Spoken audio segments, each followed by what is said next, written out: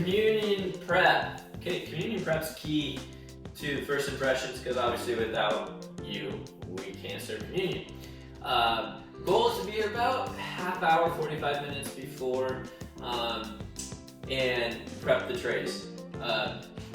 Biggest thing is, odds are you're gonna go to the fridge by the laundry room in the back of the sanctuary, and there's gonna be leftover trays there. If it's either a Thursday night or a first service of Sunday, and you'll bring all those in, and what's gonna end up happening in that situation is you're gonna be half done already. If you're coming in between services, like say the 9:30 or the 11, is these carts will be full of communion trays that now need to be cleaned up. They were just used in the last service and re-prepped for the next service. But I'm gonna go over real quick what it takes to prep communion tray.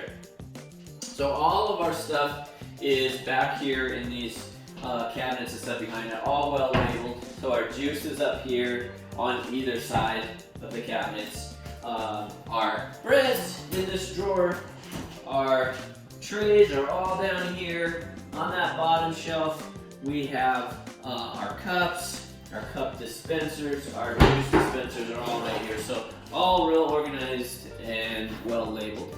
So now we're gonna take a tray. First thing we would do is we'll take an empty tray, and you got these fancy dispensers, and you're gonna drop cups in all of the holes. And then when you're done, it's gonna look like this, okay? We also need to make sure we take a insert, which I have one here. Put that insert in there because that's where your bread's gonna go. So we'll take some bread, and again, we label everything really well. It's gonna tell you exactly what to do. You're just gonna get one nice big scoop of bread, put it in, and you're good to go.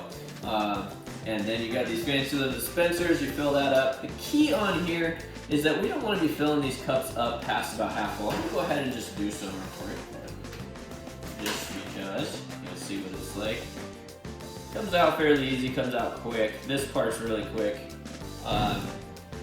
But you want to, it's kind of a natural ring that it creates. It's really all we want to do is go up to that ring. Is if we fill these up too much, it's not about, you know, saving on juice. It's more about the splash.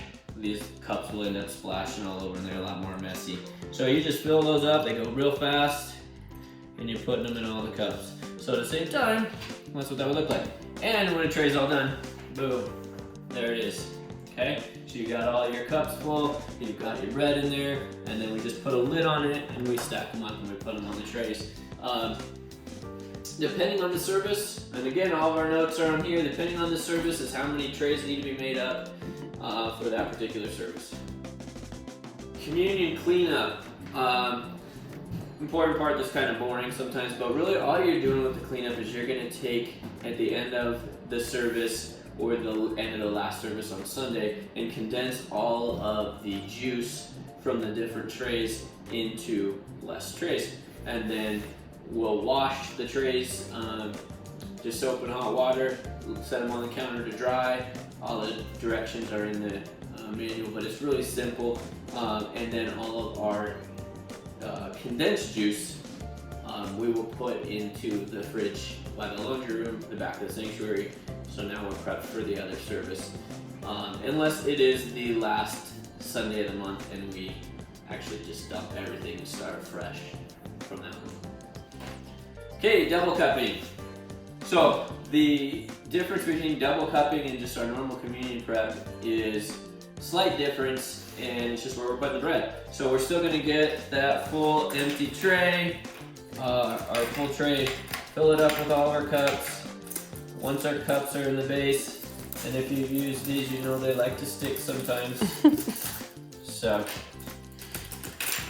okay, so once we've got our cups in there, now what we're gonna do is slightly tedious here, but we're gonna put one piece of bread in each one. Now when we do that, it's all, once it's in there, it's done. We don't have to go fill anything in the middle. We're not sharing germs. These pass a lot quicker. But once we're done with that portion, then all we're gonna do is grab some other cups. We'll put the cups on top. Stick in a little bit. And again, you can use your dispenser. We'll put the other cups right on top of it, and then we fill the juice the same way we would before, only about halfway right to that ring. If we fill it too high, it likes to splash and make a mess. So that's it, we fill that up, put the lid on it. The trick with the lid on the double cupping, which I have, a whole double cupping tray already done here. We're just gonna put that lid on it and it's good to go. So it's a little bit higher. Slides can slide a little bit, but just have to be aware of that. But other than that, boom, there's your double cupping tray done, ready to go.